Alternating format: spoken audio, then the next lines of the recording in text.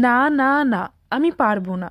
হয়তো কেক বানানোর জন্য আমি এতবার না কখনো বলিনি। হ্যালো এভরিওয়ান, আমি অনু। আজকে তোমাদের সেই রকমই একটা কেকের গল্প শোনাবো। আজ থেকে 3-4 মাস আগে বানানো আমার এই কেকটা নিয়েছিল এক ভাই। কিন্তু যখন ও এই কেকের একটা রেফারেন্স ছবি দিয়ে আমাকে বানাতে বলেছিল, আমি কিন্তু দেখেই বলেছিলাম এত অ্যাডভান্স কাজ আমি পারি না, তো এটা আমি করতে পারবো না, আর করলে হয়তো ভালোও হবে না। কিন্তু ও আমাকে বলেছিল তুমি পারবে, আর তুমি যেটাই করে দেবে আমি সেটাই নিব, কোনো রকম অবজেকশন করব না।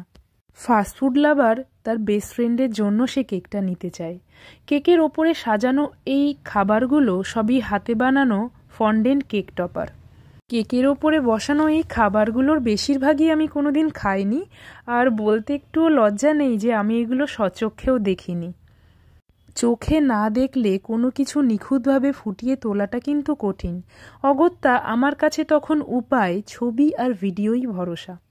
নেট থেকে ভালো করে এক একটা ছবি বার করে নিয়ে সেগুলোকে দেখে নিলাম, তারপর কাজটা শুরু করি। সত্যি কথা বলতে কাজটা যখন শুরু করেছিলাম তখন কিন্তু আমার পজিটিভিটি ছিল একদম জিরো লেভেলে। কিন্তু কাজটা করার পর মনে হলো যে না, আমি কাজটা কমপ্লিট করেছি, এইটুকু স্যাটিসফ্যাকশন আমার কাছে ছিল। তবে রিভিউটা পাওয়ার পর কিন্তু মনটা ভরে গেল। যে কেকটা নিয়েছিল এবং যার জন্য কেকটা নেওয়া হয়েছিল দুজনেই কিন্তু ভীষণ খুশি। সত্যিই আমি জানি না তোমাদের কেকটা কতটা ভালো লেগেছে, তবে এই কেকটা আমার কাছে একটা চ্যালেঞ্জের মতো ছিল।